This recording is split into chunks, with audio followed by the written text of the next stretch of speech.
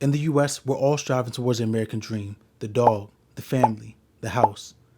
But as time goes on and we get older, we're seeing that things cost more, and we're starting to question if they're worth what they cost.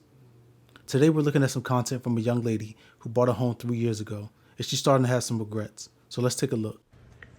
Yesterday was my 3-year anniversary of becoming a home borrower. I borrowed this house from the bank 3 years ago, and A home borrower. I hate it. And some people are asking me why. Why do you hate it? Because I can't afford it. I can't afford this house. When I borrowed the house, I could afford it. So she keeps saying home borrower. Technically, the home does belong to the bank. She put up some money, and she's leasing it from them. And the bank insured that. Since then, though, when I borrowed this house, my homeowner's insurance was $1,323 a year. Today, 3 years later, my homeowner's insurance is $2,654 a year. Hey, yo, what the fuck? That is a little over $100 increase.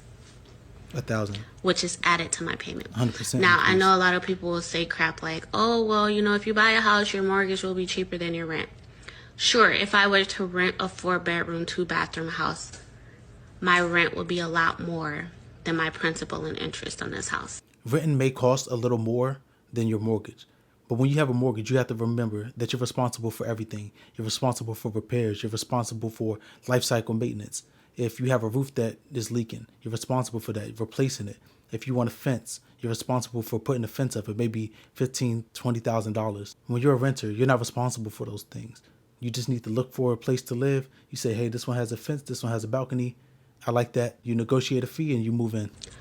However, I'm escrowed, so it doesn't fucking matter because I have to pay principal and interest,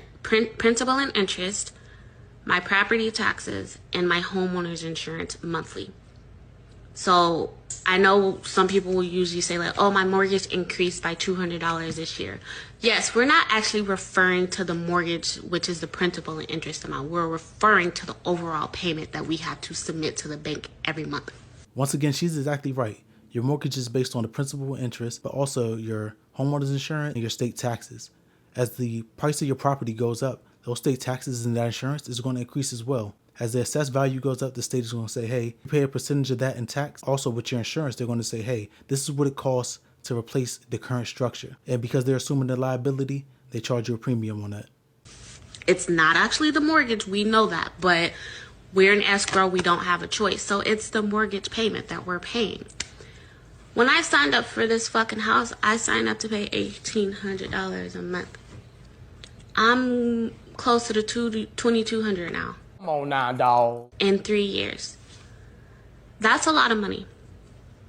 And Yeah, it's if you get only the going company, to for sure. continue to increase. And that's kind of my issue with this right now. Because I'm at a point where I'm like, this is actually no different than renting. The only difference is that I don't have a landlord that I can call when my fucking toilet overflows. Or, when the basement floods or whatever the fuck happens. I don't have that option. Of course. And we all know that going into home ownership. Like, I had the savings for that. It was, I was fully aware of that. But everything is increasing. And we all know that too. Like, everything, the cost of living is increasing. And I can't afford this house. I hate it.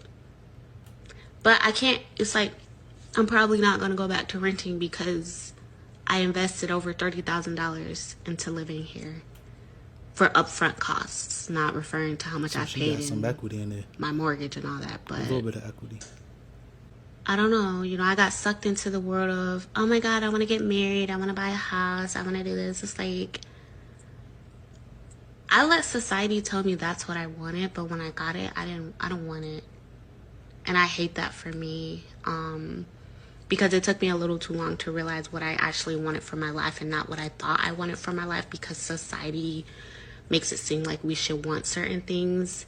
I don't like being a homeowner. I don't like it. And I don't care about, when you pay your house off in 30 years. I don't care.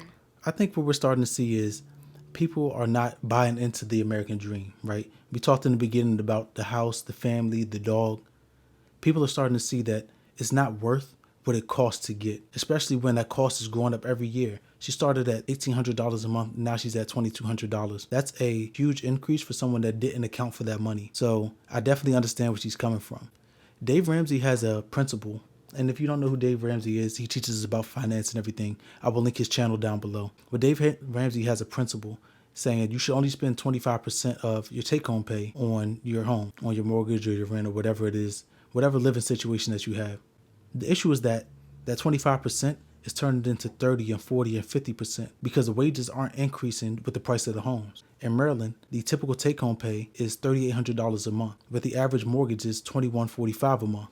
That means you're paying more than half, a significant portion of your take-home pay in order to make all of your bills, because that's not accounting for a car, that's not accounting for groceries, that's not accounting for childcare, any entertainment, Netflix. These small things, they do add up. So we're seeing that people are having such a huge pot of bills, and that bill for housing is starting to increase more and more and more to the point where it's going to end up being 100% of your take-home pay instead of the suggested 25%. And I think that as time goes on and people are starting to see how much it actually costs to own a home, the mortgage, the taxes and insurance, the repairs, a roof may cost $20,000. Like we said, a gate may cost $15,000, $20,000.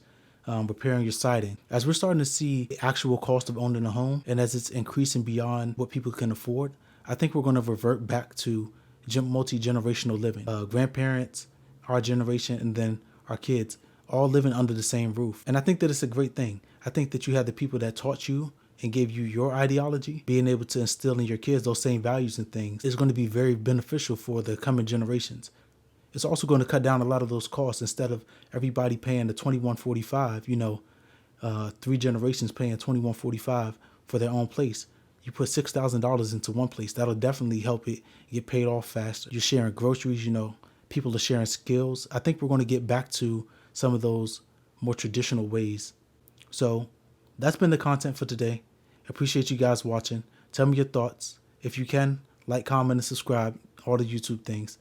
Until next time. Peace.